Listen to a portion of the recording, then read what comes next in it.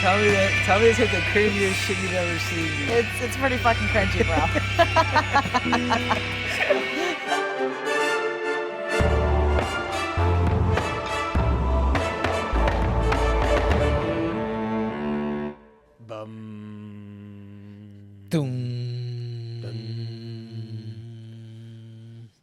What'd you think, Schmo? Was that the cringe clip of the year?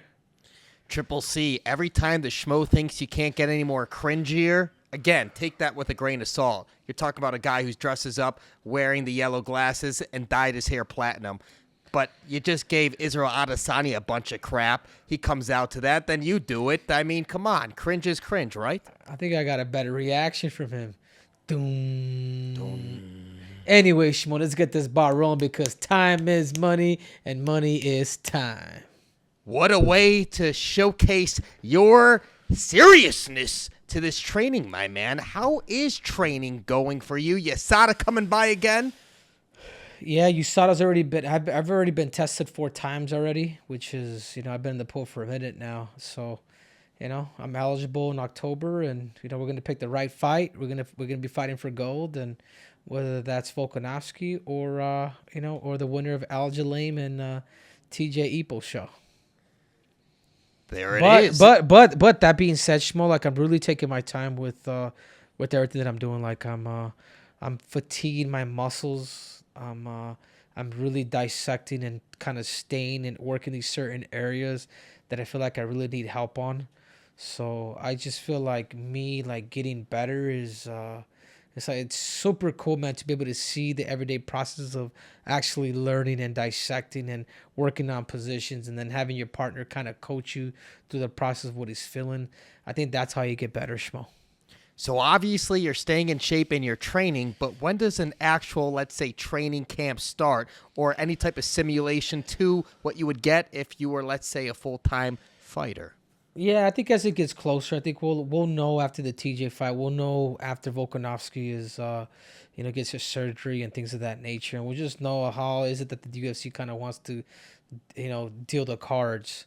But right now I'm toning down the enchiladas, the chimichangas, and I'm starting to eat better. I'm just taking my time with the game because I still want to enjoy myself too. But when the time comes, I'm going to be firing at all cylinders, Schmo.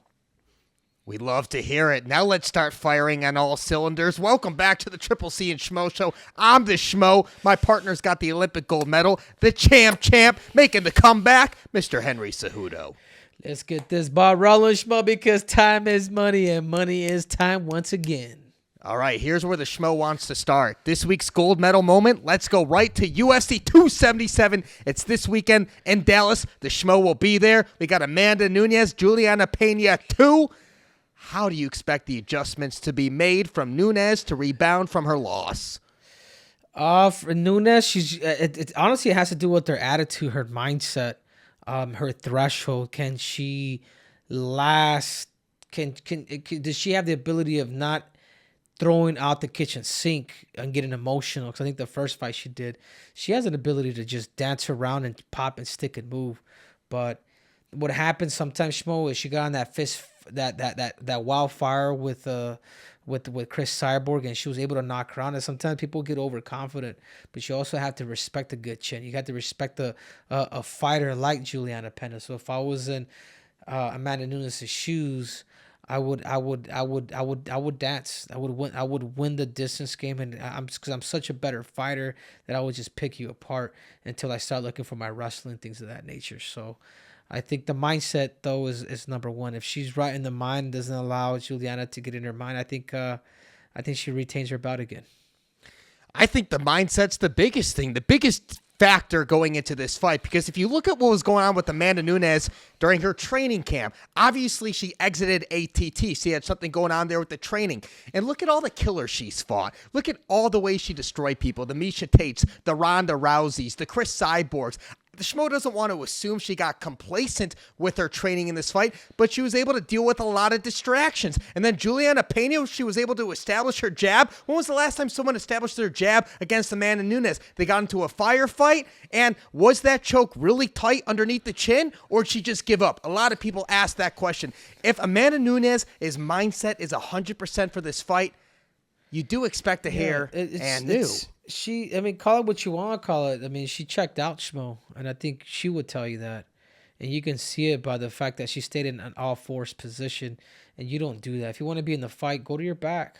Like, why stay in these positions? You know what I mean? Like, I guess everybody wants to say that, but I kind of have to say, like, yeah, she just checked out.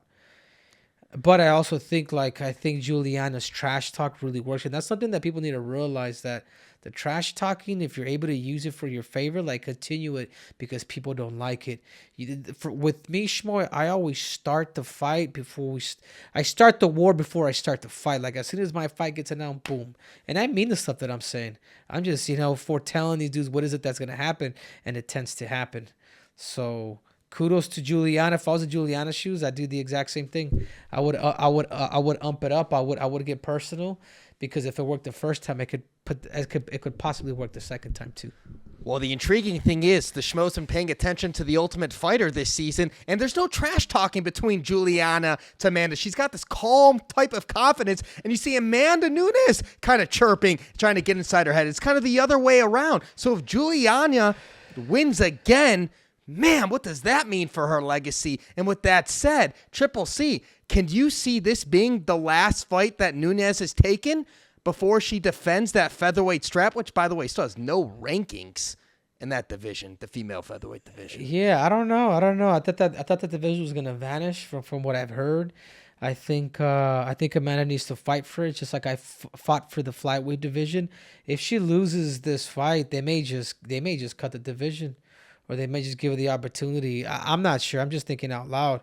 You know what I'm saying? Schmo, call me crazy, but this is the way it is, because if there's no rankings, they're not really getting people to 145 pounds, then, you know what I mean? They're not growing the division. What does that tell you? At least in the flyweight division, the flyweight's here to stay.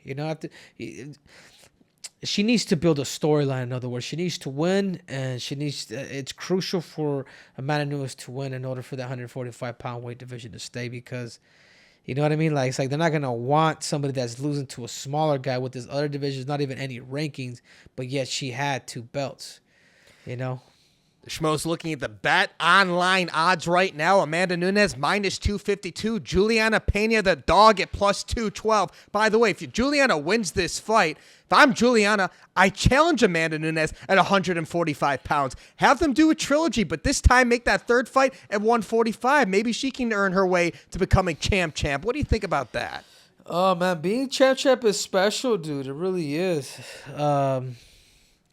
It really is special. So if you have the ability, that's women's MMA. Anybody can win at any given night. And I heard it from somebody. It's like you almost want to pick the dog when it comes to women's fighting. And I saw it on a tweet. It's like I always just pick the dog. And man, sometimes that's kind of like the route I tend to. After hearing this, that's kind of like the route I tend to go, because sometimes it's pretty unpredictable. But the person that really just brings the fight and brings the dog, and women's MMA, typically gets her hand raised. So sounds like some expertise analysis right there from the Olympic gold medalist and the champ. Just listen to what some Jamoke says on Twitter. Is that who said it? I don't know. I have no idea who said it. I'm just going by what you said, Triple C. We're rolling with the punches right there. Yeah, you just bet on the dog, man. Bet on the person that's going to bring the fight. Bet on the person that's going to have the resistance. And I think that's what makes Juliana Pena dangerous, man, is the fact that she's a dog, man. She's gonna fight whether we believe her right hands and her striking's whack. The girl's gonna fight. She's a scrapper, and she finds a way to win. She'll find a way to win, and this is why people like that are called winners. Love it. 2 ultimate warriors going inside the cage, going to be in the middle, going to duke it out with their hands. Love to see it. Let's go on to the silver medal moment. A guy you know well, Brandon Moreno. He's fighting KaraFrance for the interim flyweight title. What are your expectations from this scrap, and who's got the edge? Yeah, the person who has the edge on this is I'm gonna have to give it to Brandon Moreno. Still, one, he has a win over against Kai KaraFrance. He spent some time in there, but then two is like the Kai KaraFrance. I call him Kai Karen Crotch. He's him seeing both of his teammates like become champions, and the fact that, dude, that's a motivator. Yeah, it ain't the real belt, but man, you're gonna, if you do beat Brandon Moreno, I was like, dude, that's you know what I'm saying? Like, it's I think inspiration has a lot to do with what Kai KaraFrance wants. And I tell you what, man, I doubted him against Askarov. I thought Askarov was gonna beat him. He proved me wrong, and I'm good friends with Kai, and I love Kai, and I hope Kai wins. But if Kai could be extremely strategic, he can win this fight. If he can keep it on his feet, isn't engaged in the fight zone with Brandon, and if him and his team are able to put some good game plans together, like he could win this fight. But I'm still kind of going Brandon, just for the simple fact of experience. He's done it before, and he's hungry. I think Brandon's him leaving as coach in Mexico just means the dedication that he has. So, That's right. But I'm going for Kai KaraFrance. He left his coach. He's over in James Krause. He's in the Midwest. And James Krause, one of the brightest minds, underrated minds, coaching-wise in the game. Glory. And that's where Brandon Moreno's been doing his camp, between Vegas and over there in Missouri. But listen, at the end of the day, what you said, you nailed it on the head. Kai KaraFrance having Volkanovski and Stylebender as champions, as teammates, that's got to be motivating. Both these guys are not afraid to throw down. Having the taste of gold already from Moreno and wanting that gold back, being on top, having all those obligations. Moreno's got the experience factor, as you said. Both these guys are going to meet. Both these guys are going to bang. You can expect from the main event to the co-main event some fireworks for this pay-per-view fight in Dallas. And who's going to want it more? Who's going to be willing to go it on their shield and give it everything they got? Both guys are going to do it. And who's going to be standing at the end of it? And that's why Triple C, these odds makers, got Moreno minus 190, Kai KaraFrance plus 165. He's the plus favorite. In this situation, when you got two guys willing to do it, if you're a gambling man, Kai KaraFrance might be worth the gamble. Yeah. I would bet him. I think just the biggest thing, because I know Brandon. I think Brandon's going to go in and try to wrestle him. He's going to create a flurry with Kai. Kai's going to have to be patient and really pick his shots, because I do believe Brandon Moreno's going to go out there. He's going to create flurries to take him down. You know what I'm saying? And Brandon's got good takedowns. He has good takedowns off the open. And if he does happen to take Kai KaraFrance's back, Kai KaraFrance, it's a 5-rounder. You lost a round. Do not fight him in that position, because he's really good. That's the same thing I told Davison. Davison, if he takes your back, survive it. Survive it, because there's certain guys. The back take, when people fight, it makes it easier for the opponent. But if you're able to stall out and just protect yourself and just say, hey, screw it, I lost a round, that's the tactic that you want to go on. But I wouldn't sleep on Kai KaraFrance. I really wouldn't. I wouldn't sleep on that Kiwi, because he's watching and he's seeing both of his teammates become champions, and he wants to be next. If you're Figgy, you brought up his name. Who do you want to win this fight between Brandon and Kai? I would Figgy. I would want Kai. I would want Kai, because you want new blood. Yeah, new blood. He's already been in there with Brandon Moreno. Brandon Moreno didn't want to fight him that third time. He didn't want to give Davis Figueroa that opportunity, and and he just mentioned to him again because of his former agent that kind of told him to do it. But I think at the end of the day, I think he wants new blood. I think Kai KaraFrance would be a better matchup for him. Will you be training Figgy when he returns to the United States and getting him ready for the winner of this fight?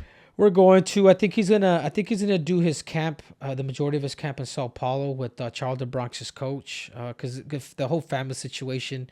And I understand it, having a kid. This is why I could never leave for that long, because to me it's like, hey, dude, I got a kid, I got a family. Like, I know, you'll slowly start to see your kids grow, and I imagine it's horrible to see them walk, and then all X, Y, and Z. So I think part of the majority of his camp is to go to Sao Paulo, and then he might come down to AZ and finish off the rest. Over there in Shoot a Box. Great camp over there in Brazil. Hey! Let's go down to the bronze medal moment right here. We just finished up a fight night in London right there. There's a lot of big takeaways there. Unfortunate with what happened in the main event, though, with Tommy Aspinall tearing up his knee. So it just ended in the first round. Curtis Razor Blades gets the TKO because of that situation. But of all the storylines, Triple C, what's your biggest takeaway from UFC London? The biggest takeaway from UFC London is if you're from the UK, man, you're going to get served some tomato cans. That's my biggest take. Is there someone in particular, a popular fighter you're referring to? If you're from the UK, man, you got the hair, you got all that. They're going to serve you up, man, But, yeah, honestly, this card wasn't that. I wasn't raving about it, Schmo. I wasn't. There's none of the fights really kind of intrigued me by any means. You know what I mean? Like I don't know, man. I just don't think UFC London kind of delivered for me. Those are just my 2 cents. I just think there's a lot of decisions, a lot of fights that went the distance. It was the opposite of what happened when the Schmo was there in March. But one guy who makes all the noise is Paddy the Baddy Pimblett. A lot of comparisons between him and Conor McGregor. You even had Sugar Sean O'Malley do his press conference there. You had Sugar Sean O'Malley wearing that blonde wig. Paddy Mania over there. He's the fifth Beatle. Yeah, he's doing a good job, dude. Like him, but the person that I'm actually really impressed with now is Molly. I'm not talking about the other Molly that we go clubbing with, like the meatballs. Anyways, Molly's that elbow that she's doing is she has a really good timing off of it.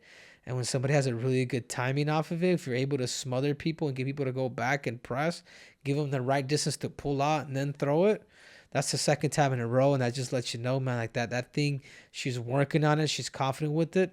And she can catch anybody with that elbow. It's a trip. You say catch anybody, but you let off with them feeding the British fighters tomato cans. The Schmo saw Miranda Fear the Maverick call her out. Love to see that matchup, whether they do it at Madison Square Garden or December, because Paddy and Molly, it seems like they're a tag team. They're training partners. They come together. They're going to be fighting together a lot moving forward. Maybe they fight it here in Vegas for the pay-per-view in December, or they fight in November at Madison Square Garden. I love to see Miranda Maverick. The Schmo saw you recently do a video with Mark Madsen, the Olympian, the teammate, calling out Paddy the Baddy at the 155-pound weight division. You probably like that fight. It's your teammate. Yeah, he wants to smoke, man. Listen, man, I'm just promoting my, I just promoting my friend. If he says this is what he wants to fight, I think Mark Madsen is really coming out of his shell because he's starting to see why it is that you got to call people out and not sit in the sidelines. You can't be that proper Olympian in this game. I tried that route. It doesn't work, man. People will just skip you. You're not sellable, X, Y, and Z. You got to go out there and and have a mouthpiece. So, it's something new for him. But this was I never fed him any of this stuff. He's just like, hey, Henry, help me out here. Hey, I got a message for Paddy the Baddy, and I think it's a good fight. I think Mark is fairly new to the UFC. Doesn't have that many fights. I think Paddy's is more experienced, and I think that'd be a pretty even fight if you want my opinion. Well, the Schmo's opinion is that fight's not going to happen. You say it's an even fight, but I favor it to Mark because his wrestling, he gets on top control, and he's just fighting a wrestler. And I think Paddy the Baddy is in a situation where he kind of picks the types of opponents he wants. The Schmo automatically thought if they are going to go to New York, Madison Square Garden, saw Matt Steamroller Frivola call him out. He's coming off a win in Anaheim, the pay-per-view the beginning of the year. And those two would stand and bang. Those two would fight. I feel like if you're Paddy the Baddy, you want to build them up as much as possible. That's why you're not going to get the straight wrestlers coming in there at 155 to fight him. And that one just seemed to make more sense. You're right, Schmo. You're 100% right. Well, then the other thing that I would say is give him Conor McGregor. Ooh. Give him Conor McGregor. I think they're both. I think that would be a good fight because they both are not necessarily the elite, but they could fight each other. You know what I'm saying? And I think Paddy would really give Conor McGregor some problems because he's a scrapper. Love that. But do you think McGregor would make 155? Yeah, of course. McGregor's not that big, man. McGregor's what is he's like 5'8", dude. Like he's not that tall either, dude. Like he's not to me, he's not even a big 55er. To me, he's still a featherweight. Like that's how I see him. Yeah, he's carrying more weight, and that's the stuff that's costing him from winning because he's just carrying too much weight. When you carry too much weight, that just equals to fatigue. Go back down to 155, and I even think in the future he should go down to 145 pounds. With all that money that he has, with all the resources that he could have, he still doesn't know how to really formulate and structure the right team in order for him to become a world champion. Like, you know what I mean? There are so many smart people out there, and with all that money that he has, he's just not finding the right team to really take him to a whole nother level. And I'm talking about him going down 145 pounds because he could still make it. If you made it once, man, you can make it again. Because, you know, or 55, but 170 is really not his weight, man. Like, that's I agree. ridiculous. He's just bulking up so heavy. I love that idea of him and Paddy the Baddy. Real quick, the Schmo's big takeaway, though, from UFC London, you just got to tip your hat to him because he's a gamer, gamesmanship, knows how to get the victory.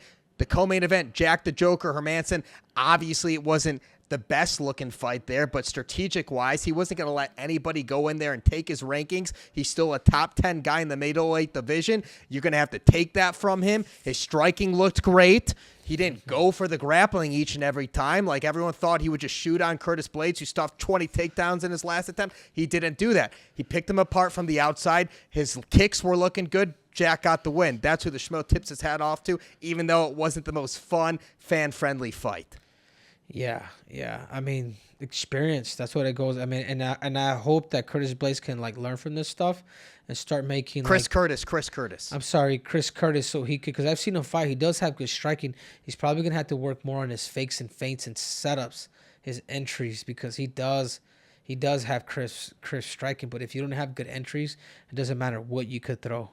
Because when somebody recognizes the other stuff and they're playing the distance game and they're a little more tactical, like anybody could beat you, as good of a striker that you could be. There it is, folks. Triple C. Let's move on. Let's get some BetOnline predictions for the rest of the fights coming up on UFC 277. The Schmo's very excited for this fight card because it is sneaky loaded. Let's start with this Anthony Lionheart-Smith against Magomed Ankalaev. Arguably a title eliminator fight in the light heavyweight division. Lionheart-Smith plus 400 underdog. Nothing new being an underdog, but plus 400. Magomed Ankalaev minus 550. Triple C. What do you like? Oh man, that Ankalaev, I think he's the future. I think he could be the future light heavyweight champion of the world, man. The dude can strike, the dude can wrestle, the dude could submit. He's too well rounded. I just think Anthony Smith has just been around the block a little too much. And you saw Daniel Cormier talk about Alexander Gustafsson. Like, you just gotta let it go. You know, there's some guys that have been through war for so long that, man, stick to the commentating. He tends to be really good at that stuff. But I think this matchup here is just, it's not good for him. But if he does win, he's going to have to throw the kitchen sink and really take risks in this fight. But if you just try to fight somebody at a pure will, you won't beat a technical tactician like Ankalaev. See, the Schmo's been in Extreme Couture. Watch Ankalaev train. He gets in it with Sean Strickland. This guy's a huge body. Probably the best grappling you can argue right now in the light heavyweight division. Glover Teixeira might have something to say about that. But Anthony Lionheart-Smith, just want to say this. The Schmo interviewed him after UFC Fight Night Austin. He did the commentating. Then he went to the workout room, started hitting mitts right there at midnight, 1 a.m. He's dedicated. He loves being the underdog. This guy's always counted out, and the Schmo doesn't think it's over for him yet. This is the last type of hurrah. We talk about putting money on the dogs, plus 400. Anthony Lionheart-Smith's been in there with all of the killers, man. Just remember this. Remember when he's in the title fight with John Bones Jones, and John Bones Jones gave him the illegal knee? Anthony Smith could have quit right there and became the light heavyweight champion. But he ain't like that. He goes out on his shield. He goes and fights to the death. He's your favorite fighter's favorite fighter type guy. Anthony Lionheart-Smith at the plus 400 money. This is the time to do it if you're a betting man. That's what the Schmo thinks. Alex Perez, Alexander Pantoja, also a title eliminator in the flyweight division. Plus 143 for Perez. Pantoja minus 163. Triple C, you know these flyweights. I do. And I tell you what, man, Pantoja's just too smart. He's just too slick. He's a scrapper But remember, he's got 2 wins over the former champ Brandon Moreno. He's good, man. I would not sleep on him, even though I think Perez has a better shot at beating Pantoja than Smith beating Ankalaev. But man, I think Pantoja is just too slick and too solid with his jiu-jitsu game, and he's on a mission. He's on a mission to become champion. So I'm gonna have to go with Pantoja. I would go with that bet. Totally understand that. In the heavyweights, Derrick the Black Beast Lewis needs a victory against Sergey Pavlov. Derrick Lewis is plus 106 and Sergey's minus 126. And look, Derrick's hometown's in Houston. This isn't Houston. This is Dallas. Not the same pressure. What do you think, Triple C? Because plus money in the Black Beast, Schmo likes that. Yeah, I think. I mean, hopefully, Derrick Lewis is able to bring back that, that heavy right hand or whatever that may be. He can bring that stuff back. I mean, he a lot of these guys after being knocked out, especially the way he was knocked out by Tai Tuivasa, you do need to see a sports psychologist or talk to somebody who has been knocked out, or not even a sports psychologist, but somebody who has been there before, who has resurrected from that, because you can't have that fear that, like, no, this is how you fight. Yeah, there is a chance, but you're high risk, high reward. Just remember that. So, if there's any fight in that whole fight card that I would bet money, I would bet money on Derrick Lewis. We're talking about the guy with the most knockouts and UFC heavyweight history, Derrick the Black Beast Lewis. You like knockouts? You like plus money? This has everything odds-wise to go in that type of favor. Triple C, there it is. Another episode of the Triple C and Schmo Show, man. Final thoughts. I mean, I think there's a lot of good fights coming up. Nate Diaz versus Chimaev. You got Peter Yan versus Sean O'Malley. You have TJ Dillashaw versus Aljamain. You have Dariush versus what is it? I don't know if I'm pronouncing it right. Gamrot. I don't know why I'm always. Anyways, I'm a big fan of Gamrot. That's the guy that I really want to see fight out of everybody there, because he's such a winner, man. And I respect a dude like that just is not necessarily like the sharpest or the cleanest, but just finds a way to win. And I just think that's him. And that's what he did against Arman Sarukian. I mean, he did it right then and there. But listen, I wanted to ask you this. You just brought up Sugar Sean O'Malley. Peter Yan, huge fight. If Sugar Sean O'Malley beats Peter Yan, he's probably going to be fighting for the title next, Triple C. Yeah, those are stuff that, that's the UFC for you. But I don't think he will. I think Peter's too experienced. I think Peter's going to bring Peter's just going to bring the fight to him to a whole nother level. And I don't think Sean's going to be able to withstand his pressure and, the things that Peter's not going to play that game with him. He's going to turn it into a fight, and that's where you're going to see how tough Sean really is. Like, there's no looking up the clock. It's a big step up. Like, cause he started passing. Like, he's doing it smart because he knows the UFC, they want to pull him in. But all those other guys in the top 10, those are all bad matches for him. But the guy that will strike with them, yeah, it is Peter. So if there's a person that he could beat, though, it'd probably be him. Love the matchup. Number 13 against number 1. You can't give Sean O'Malley crap for just facing tomato cans and easy fights. You got Peter Yan. Triple C, we're going to get into this stuff a lot more as the weeks get on, because September 10th, Chimaev, Nate Diaz, that we know we're going to be talking about that. But let's wrap this thing up. Make sure you download wherever you get your subscriptions for your podcast, whether it's iTunes, Spotify, Google Play, you name it. We're right there on YouTube. What's your name, Triple C? I am Triple C. Yeah, I said, what's your name, Triple C? He is Triple C. There it is. I am the Schmo. We always deliver. We are